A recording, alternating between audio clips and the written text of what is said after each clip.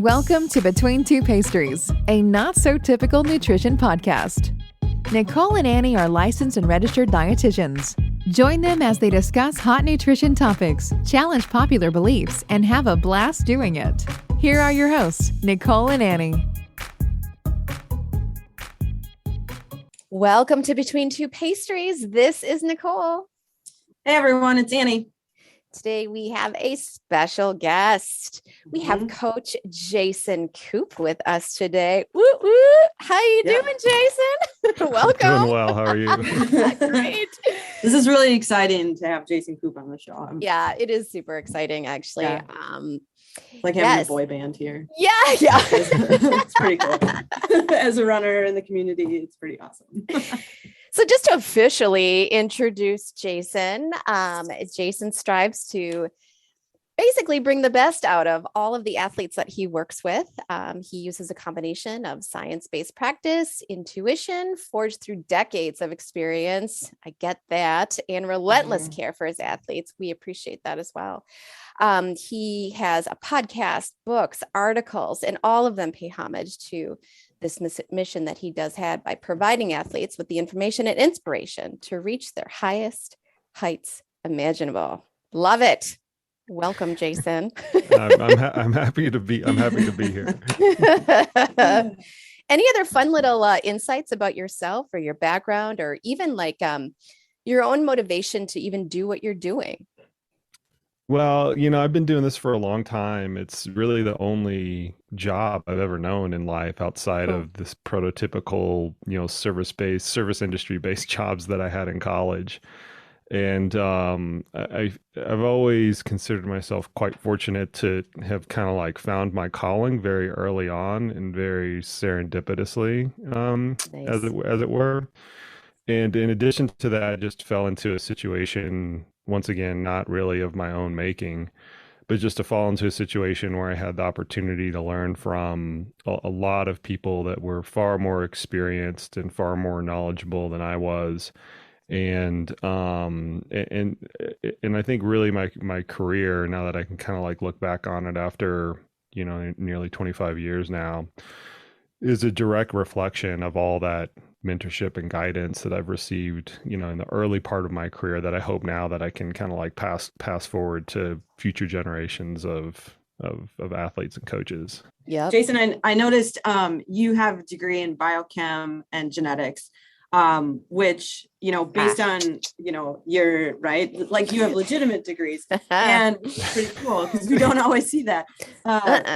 In terms of nutrition, which obviously Nicole and I are both dietitians, we have to interact with a lot of people in the communities, professionally and non-professionally, social media, who don't have that kind of background. I mean,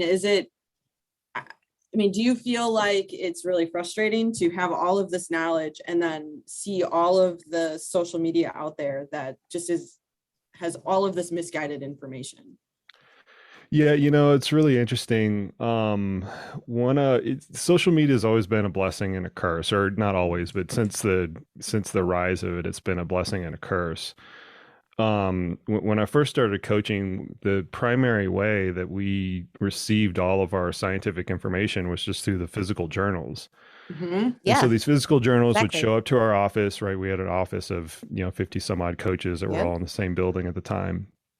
And they would show up in our intern project that we would have all of our interns go through, is we would have them comb through all of the journals, photocopy all of the relevant, research that we wanted to discuss as a coaching group, and then disseminate that in our little, like paper inboxes that we had at the time. Because, we're, swapping out like, 3.5-inch floppy disks, for storage. So it's not like we had like cloud storage or anything like that. Right. And social media has made that process, has streamlined that process a whole lot more. However, the filter that you have to apply to that it's incredibly difficult. And I feel bad for people kind of outside of the space without that knowledge base, because it's impossible for them to ascertain who really knows what they're talking about and who doesn't. It kind of makes the it puts an overemphasis on people who can communicate in short sound bites very, very well. And sometimes those people have the correct information at their fingertips, and they're just very good and articulate at utilizing social media. But those are rarities. More often than not, it's hard to develop a scientific skill set that is very intricate and nuanced alongside a skill set that rewards these very quick sound bites, and because of that filtering mechanism that you have to apply into the social media space, it's just very tricky for people to get a fix on. And then you get into the whole algorithmic, feeding side of it, which it just acts like a big flywheel against that. And it's been interesting to see over the course of the past maybe like 6 or 9 months, really. That a lot of people in the community, whether it's the nutrition community, which I realize you guys are tied to a lot more, or even in the athletic space, are starting to just like say, no, this is effed up. Like, we have to actively kind of like combat this, misinformation or bad information or whatever in order for the group of the entire ecosystem to continue to thrive. And that's only been a recent phenomenon, but it's been a kind of a reaction of sorts to a lot of people. And I think you guys kind of share this opinion as well. They're kind of like frustration in the space that there's a disproportionate amount of bad information out there as compared to the information that you can actually rely on. Yeah. And I think that that's one of the things that we really, like about what you do too. We're all in line with that whole concept. And that was one of the things that really prompted Annie and I to even start doing what we're doing, is combating a lot of this misinformation and really helping those individuals who, like you said, don't have that particular background. Abby Langer too, who's another RD who really, I don't know if you're familiar with her work too, but so I had Abby on my podcast. Oh, that's great. We have too. And but we're all kind of all on that same page. So it's very cool. I'll bring like half the amount of salt that Abby to the team. Abby literally like we had to have a drink after that interview. Oh my God. Yeah, it's hilarious. Good for her. Yeah, she's right? Great. She is. She's incredible. And it's I can't imagine doing her job, right? Like, because she analyzing all of the diets and doing all of the things, and really, I mean, she fights for the nutrition community out there.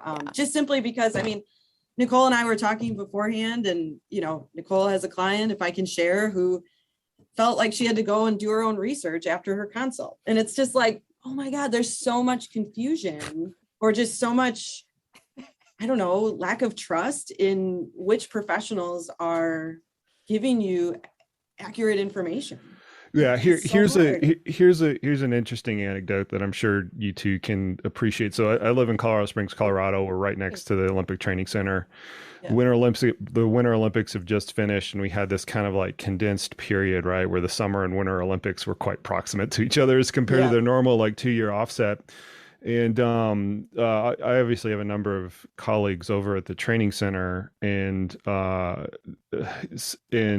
their nutrition professionals, of which they have a battery of, have honestly been quite frustrated as of late. And I was meeting with one of them the other day, and it was very clear that this individual had just kind of like just had a bad, not just day, but weaker month. Yeah. And so I asked this person what was going on, and I'm trying to make the pronouns. I'm trying to not reveal the pronouns because I don't want to like out this person. Yeah, I hear you. It's hard for me to like get through it. Yeah. So anyway, what they were conveying to me was they were spending a full 3 to 6 months for each individual or for each team that was coming through, simply debunking stuff specifically from the Joe Rogan podcast. Very specifically. Yeah. And this person's and my point with that is, this is going to be a tangent that we shouldn't go down too far. Right. Yeah. but my point with that is twofold. Is one, this is at the Olympic level. So these are Yeah. people who are representing our country, and a lot of whom now have medals after the summer and the winter games Sure. have transpired. A lot of Yep. them have kind of like, had these fantastic performances. But in that profession, very specifically, in particular, from a high performance perspective, they shouldn't be spending 3 to 6 months unwinding bad practice in order to kind of get to par.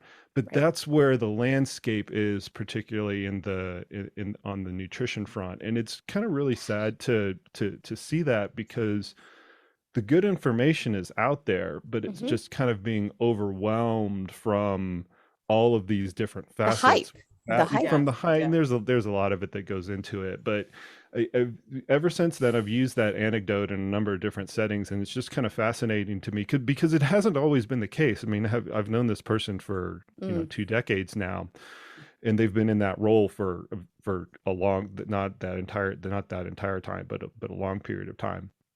And it's only been really within the past year where they've had to shift. Now they have like a binder, basically. Oh, New yeah. athlete comes Right. in, like, here's all the shit that Gosh. we've got to unwind with Yeah. this particular Right. person. And it's kind of prevalent across a lot of the sport groups. So But anyway, it's, it's that's where it is. doing, viewing food as not good or bad, and being intuitive, and, Mhm. Food is fuel, and, having to debunk all that diet stuff, like eating in moderation and balance and all of the things is not glamorous. It's Right. not, No, it's not sexy. no, it's not at all. And so to be able to say I do keto or Yeah. intermittent fasting, or I don't eat it at all in my big races, and like as I if don't eat it as all. if you're like, yeah, because I don't. Well, I And know. it's like you think you're Uh, superior to everyone Right. because you're doing that, and it's like you're really hurting yourself. Like peeing blood is not something to be proud of. Right. Yeah, Right. yeah. Right. Right. But yet we see that all the time, where it's like, hey, when you consume 300 grams of protein, here's what's going to happen. No, that's not true. It's just a bad day. And it's like, You know what? You know all what right. though is really interesting though. So in my world, which is the ultramarathon world, right? You would think that a lot of people in the community would kind of play to those extremes, right? Because it's an Yeah. extreme sport within an extreme Extremes. sport, Yeah, right? yeah. So Right. endurance is Yeah. extreme, and this is kind of Yes. the other end of the extreme. But interestingly enough, there's some really good research that has come out of the Western States Endurance Run, which is the most it's one of the most competitive ultras on the Mhm. planet. But they also contribute heavily into the scientific community. And a few years ago, within their runner study that they do every single year, they asked people about their dietary patterns. And one of the things that came up with that is less than 5% of the participants, and this is an N of 400 something, so it's a lot. Less than 5% of those participants were undertaking a low carbohydrate or a ketogenic diet. And you would think, based on the presence, that it would be at least three or fourfold of that. And my interpretation of that is it's not sustainable, and we know that from a population standpoint in Yes. terms of the compliance statistics. But when you're training this hard for these events, and that's what these athletes are doing, they're training for a 100-mile event, it accentuates this lack of sustainability that those particularly extreme diets actually have. And so what you would think would be the perfect use case for that type of diet, according to the people who proliferate, or the people who advocate for that diet the most. Yep. What you'd think would be the perfect use case for it is in fact the opposite, of where less people are actually doing this as compared to a generalized athletic population. And it's just because it's just so hard physically, and that diet is not conducive to all of the aspects of adaptation and recovery that these athletes have to undertake when they're training for it, that you see these very, very, very low participation numbers with that particular diet. So it's been really interesting to see that unfold. That's huge, and that's good to hear, because I mean, on our end, we get the emails. I mean, I had an email from she was maybe 45 years old, and said, I'm training for an ultra marathon, and it's my first one, and I want to do fat adaptation. And I'm like, not a good idea, gave her all the reasons.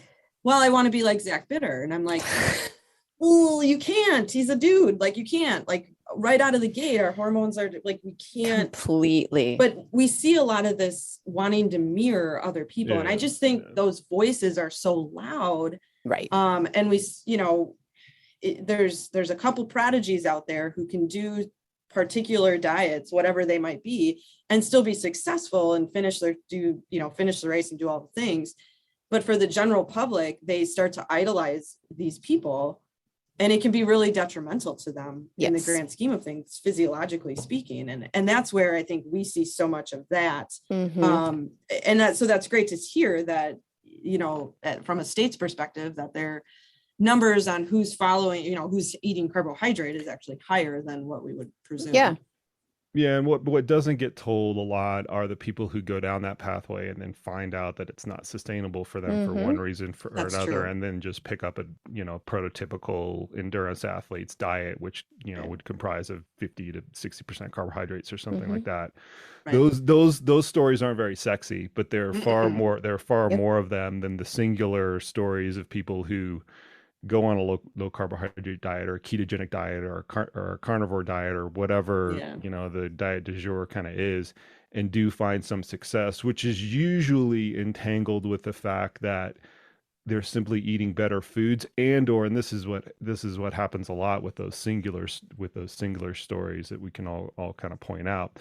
The athlete just loses weight and sees performance improvement from that little bit of weight loss, but ties it to the diet as opposed to just the weight loss itself. So there's a whole host of there's a lot inflating factors that go into it. And once again, I mean, having a trained eye, you can pick up on those things, but having the untrained eye, you can say, okay, this person has this success and this is what they're known for.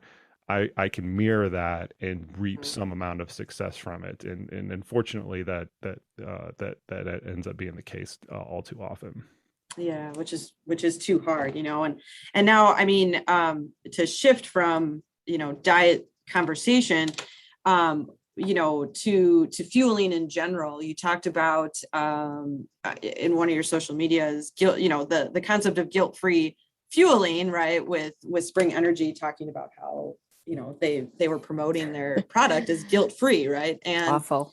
We that was like a dagger to the heart, because we do so much with body positivity and really trying to like get people to be okay eating whatever it might be and fueling with whatever sits well in their gut that will provide fuel. And so to see that, and I actually had a number of athletes message me and say, wow, this is really triggering for me, because it shouldn't matter whether I use goo or whatever. And so the marketing on that, it did hit some athletes pretty hard, I feel like. And I know, can we have that conversation? Is that kosher? Yeah. Well, here's what people should keep in mind is they should always be able to separate marketing from what they are actually saying to the actual efficaciousness of the product. And particularly in nutrition, when companies are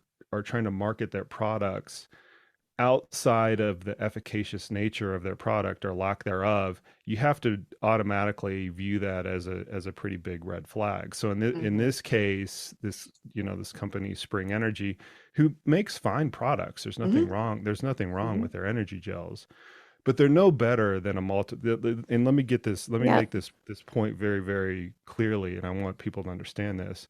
They're no better than a maltodextrin gel or any of the other nutrition products out there once you look at the totality of all of the evidence and all of the use cases.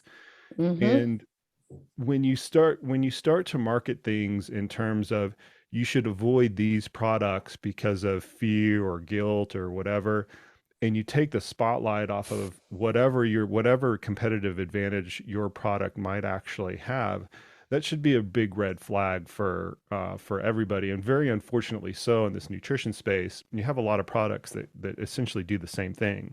Yeah. And so they're caught in this, they have to sell stuff, they're businesses. Right. It's a business. They're allowed to do that. And they get caught in this cycle of always wanting to have the the social media post with the most engagement and the most course. likes and the most shares, and the way that you create that is just with the most kind of sensationalism. Marketing. Of course. And that's going to be very short-sighted. We're going to look back 10 years from now, and there are going to be new players in the space, and there are going to be a lot of players that have just kind of shuttered their doors. And the ones that are the ones that are going to be still in the space are the ones that have taken the long view approach in terms of how to correctly market to people, how to build products, how to build their brand in terms of in terms of athletes actually consuming these products and enjoying them for what they're worth, and not over sensationalizing the claims of the gains. And we can go back. I've been doing this for long enough that we can go back 20 or 25 years and look at all the products that have overhyped what they have done, and they are all gone. And I could come up with hundreds of examples of that. Just go back to Endurox R4, right? Oh, sure. This is a recovery product. True enough.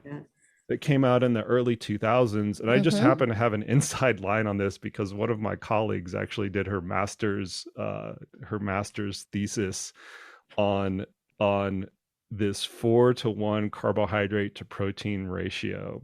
And her name's Kathy Zawatsky. She would not mind me mentioning this because she's been on the record and things like that. And she's a wonderful person, and I still have great interactions with her. But she came out with this research at the time at a John Ivey's lab at the University of Texas that showed that a beverage with a 4-to-1 carbohydrate to protein ratio was superior at replenishing glycogen as compared to a carbohydrate only beverage. But the flaw in her research was that it was not isocaloric. So the 4-to-1 carbohydrate and protein drink had simply more calories, and that was the thing that was driving the glycogen replenishment, not the 4-to-1 ratio. Yeah. This company that built this company, Pacific Labs, who formulated a product called Endurox R4, simply latched on to this one piece of research that had this huge flaw in it and completely over sensationalized the results and the efficacious nature or lack thereof of this one product. And they dominated the landscape for a while. They had a good cycling 4 to 6 year run where they had they had an RTD product or a ready to drink product in 7-Eleven. And they just, they took off like a big rocket ship. And now go try to find that product now. 20 years later, go try to find that product. And there's a lot of things that I know that go into that whole company arc. But my point of that is whenever companies, particularly in the nutrition space, over sensationalize whatever their product does, or they're using fear-based marketing, that is a one-trick pony that runs its show out in a very short amount of time, and they're not going to be built, for the long haul. And you look at the nutrition companies that have been around for a while. Goo Energy Labs is the one that comes up to my mind. They have consistently put out very vanilla marketing over almost to their detriment. That's really true. Over the course of years, and they focused. That's really true. They focused on, here's how athletes can use our products in an effective manner across the entire range of products. Here's what they do, and here's what they don't do. And we can nitpick on certain things like, okay, should you really have branched chain amino acids in your gels and all this other kind of stuff? But it doesn't rise to the level of sensationalism that you see in a lot of these other. It's a great point. Absolutely. So let the story play out, I guess, is the take home message for the athletes there. Which is great, because a lot of them that had reached out listened to the show, and so many of them have whether it be an eating disorder history or struggles with that, and so they have been using Spring because of that natural, the language around it. So then to see that again, it was very triggering in the sense of like, well, I should really be doing this, so if a race doesn't offer Spring, then I need to make sure I can, and it just sent some people into a tailspin. And it was very nice to see a coach who, to be posting on that type of fear-based marketing that I just don't think people realize is happening when it's happening. And so that was really nice, because a lot of coaches in the industry, especially the ultra running, are going to push Spring Energy pretty hard, which is fine. Again, like you said, it's a good product. It's just a matter of, we have to hook people in a different way than with Right. beer. And that's what happens so much with nutrition and food in general. With most anything. Well, yeah. here's what you find though within the influencer community, of which I'm not a participating member of. Yeah. Is they're all trying to earn their paychecks via Yeah. endorsements. Yeah. And they don't want to break a lot of eggs when these types of things come out, because brands will look at them and say, well, if this person's rocking the boat over here, we want to kind of take a safe bet over there. Yeah.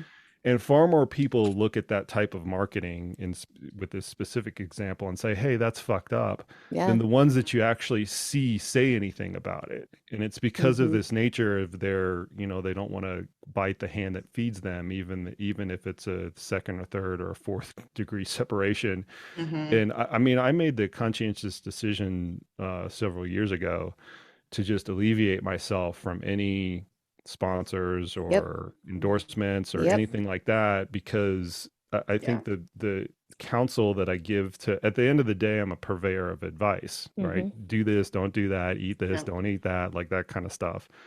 And I don't ever want that advice to be adulterated, either directly via a check or indirectly through, hey, I need to get a check from somebody else. And I've been on the other side of that. I've been the one chasing down endorsements and things like that, and I know how those wheels get greased in the background. And it's been a far more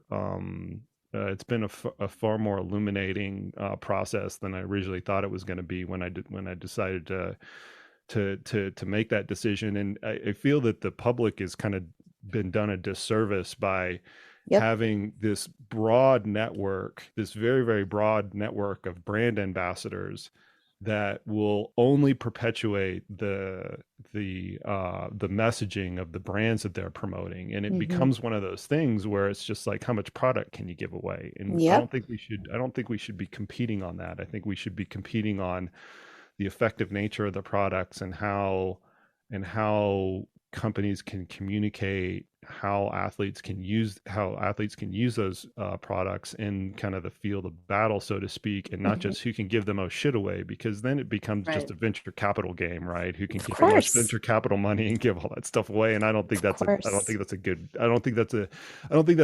ecosystem, I guess, is what I'm trying to get to. No, not at all. No, and that's where you have people trying to always, especially as brand ambassadors, always trying to do more. If this person posts this, then I'm going to do this, and it's a level of competition that just shouldn't exist. Like you said, it's not a very healthy ecosystem. It's a race to the bottom, because everybody will be willing to do something for free, and then now you actually see people are paying to become the ambassadors, which is just kind of like totally turns it on its head. We have this issue, and I do think it's an issue in the outdoor and the trail and ultra running space, where the athletes are criminally underpaid. I mean, if you look at their contracts compared to what they should be earning based on the influence they can give and based on what they actually do for their brands, with rare exceptions. I'm not going to throw everybody under the bus there. But if you look at the landscape of it, they are criminally underpaid. And the biggest perpetuator of that is that there's always going to be somebody else out there that does it for less. Sure. The Absolutely. brand ambassador landscape. That's our field. The brand ambassador landscape, they really encapsulate that to a T, where there's always going to be somebody out there that produces content for fewer gels or whatever, whenever the person's giving away than the person next to them. So. We got to change it somehow. We see that as dietitians too, because you have dietitians at the top, and then you've got people with nutrition degree. You know what I mean? Where you've kind of got this hierarchy, and you can get a nutrition certification on Google. Oh my gosh, Groupon, right? Groupon. So like we see that too, where people just don't want to pay it because they can go on to Twitter or TikTok and get influencer advice on the same topic, which is it's so challenging. And that's where you talk about brand ambassadors, and we loop in nutrition. I want to make sure we touch on people giving away their blood to companies to go analyze for what they should and shouldn't be eating. And, Yes. companies aside, because there's a couple of them, there's obviously a main one who has many brand ambassadors. As someone with a degree in biochem and genetics, I mean, how do you feel about this, doing blood work to figure out what you should and shouldn't eat? Well, so as a little bit of a backstory, you already mentioned my proper degrees in biochemistry and genetics. It was actually during the time where they were mapping out the human genome. And so, I have this influence based on my undergraduate degree. And also I went to Texas A&M University, who was part of that, what was it, $10 billion project? Wow. It's huge. Yeah. And so at the time, it was pitched to solve everything, right? The Human Yes. Genome Project was going to solve cancer and Yes. every disease that we did not have a solution for. This was the key to unlocking that, and it turns out that was well intended by the geneticists and the scientists at the time, but it has not fulfilled on that promise, not nearly to that extent that it was pitched, especially when I was an undergrad. And so having that background, now seeing that kind of come full circle to the direct to consumer model, where people can spit in a tube or give up some blood and get a genetic and or a blood test, and it's you can get everything from your wine preferences to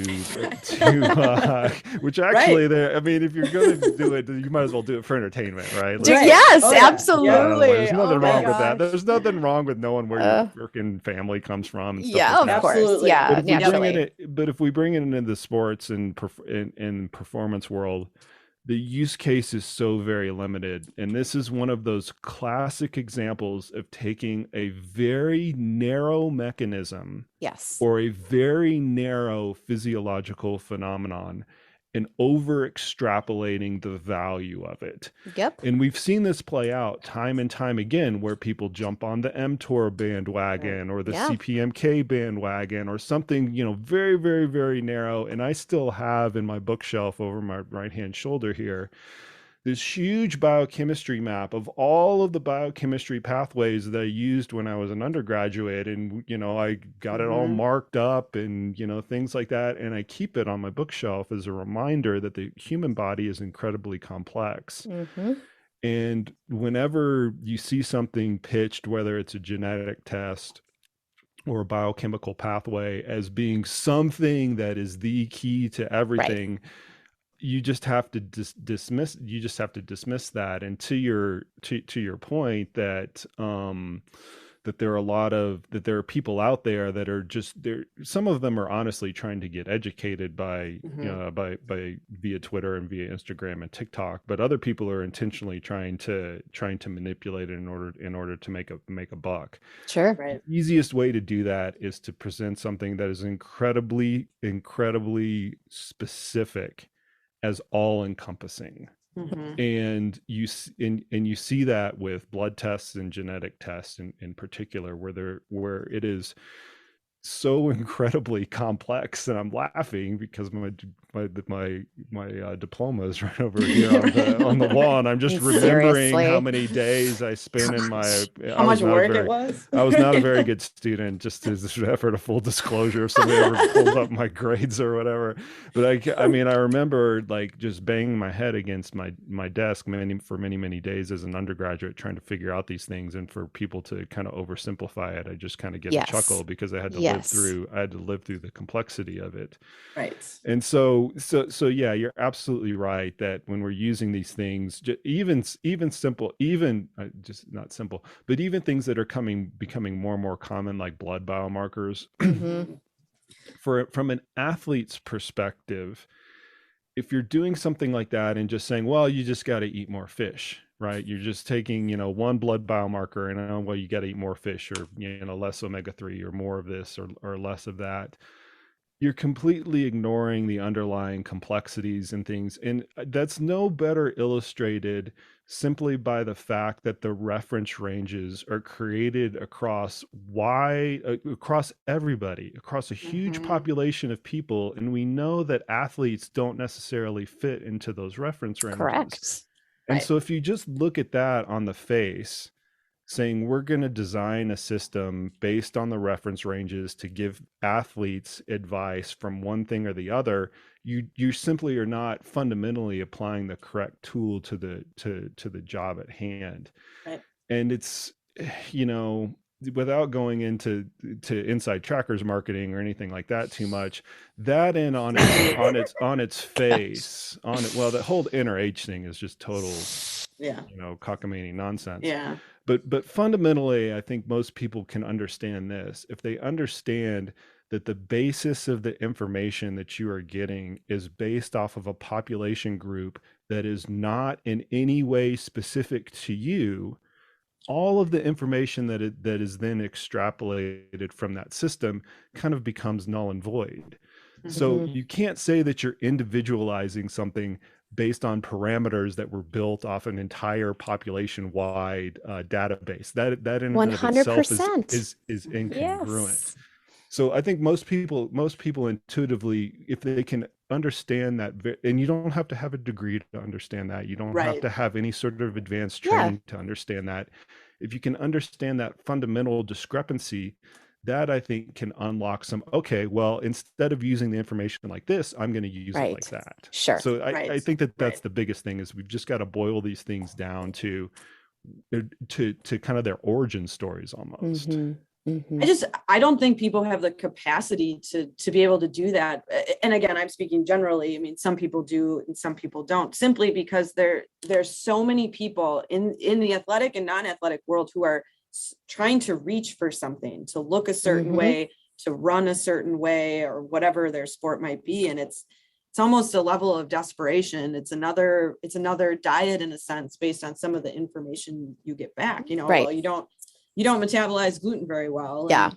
So now all of a sudden you have people eliminating gluten, and it's like, but wait, you don't, like, this might not be the right thing to do. I mean, we're basing this on different information than actual information, not a colonoscopy. So it's hard, because it's, or a biopsy for that matter.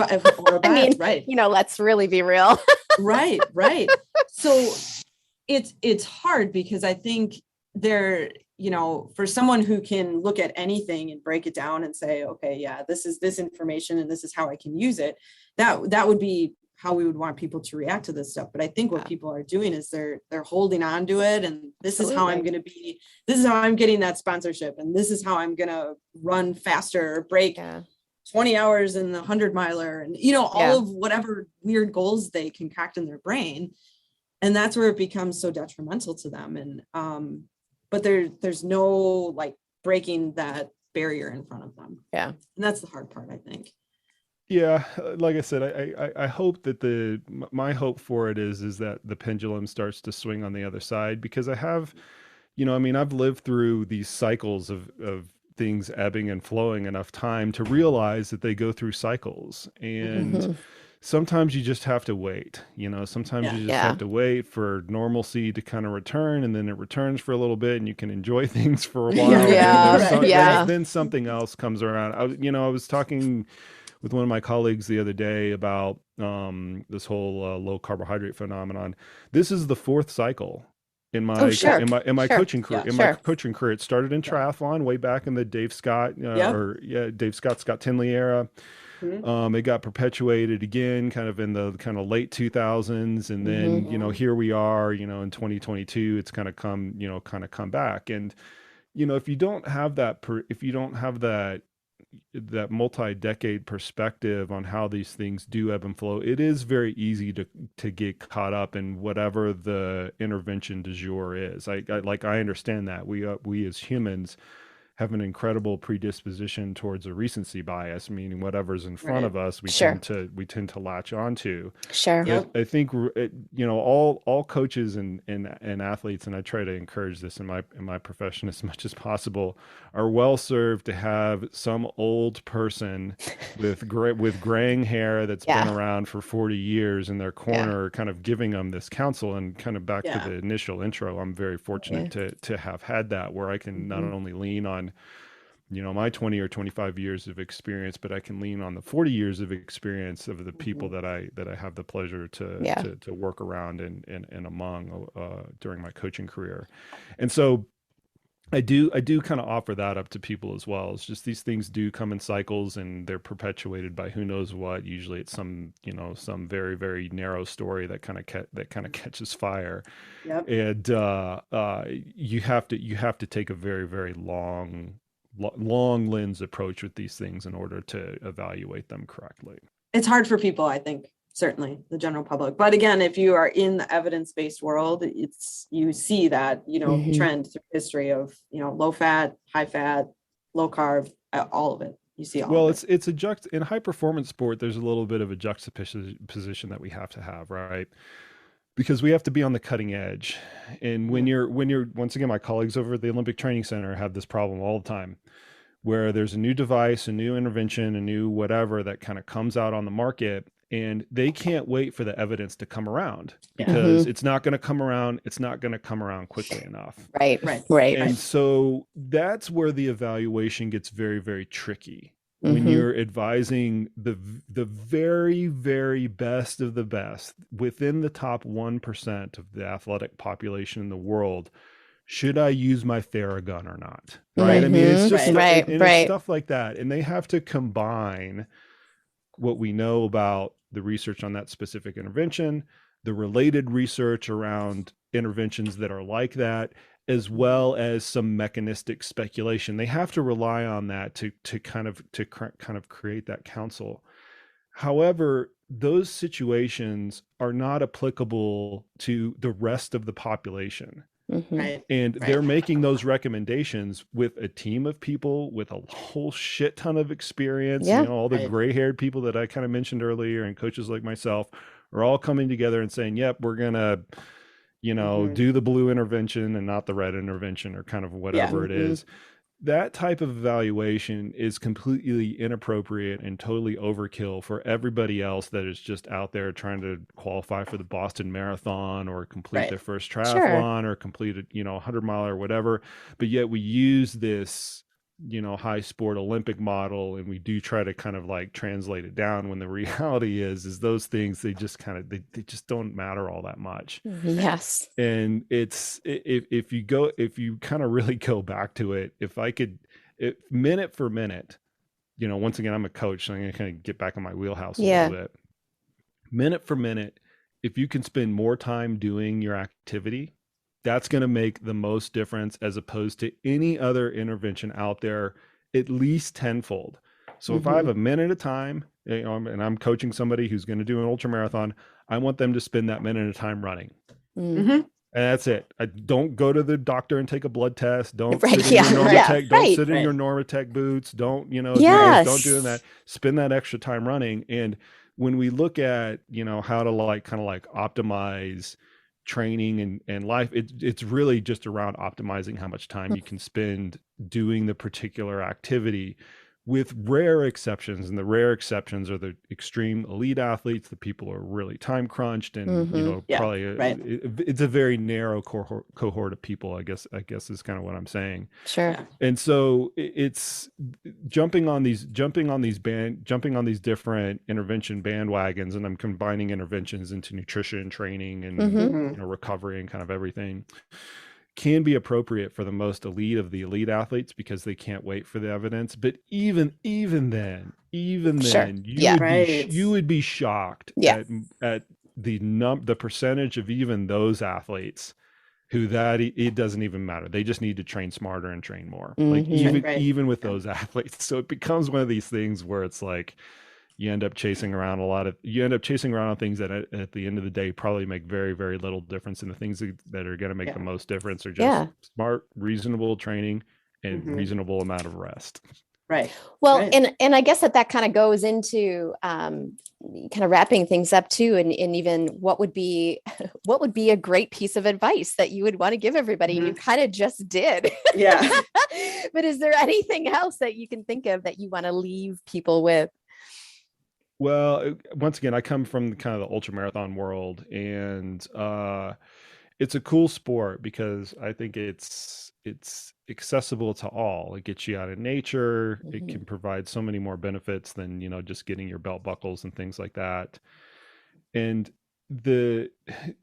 when I take on new athletes, there's normally not a whole lot of magic. And I try to prep them for that I'm not going to, upturn the apple cart and, change absolutely everything in your training. I look at very, very small things that are going to make the biggest difference. And so when people are trying to introduce either changes in lifestyle just to become a healthier person, or they're trying to perform at the highest level, the biggest thing that is going to drive that is just very simple consistency and compliance. In the nutrition world, you can see that ad nauseum with all with all the epidemiological studies that they've done over many, many years. It doesn't kind of matter what diet you're on. It just matters the compliance that you're on. Right. In the athletic world, we see a parallel with that.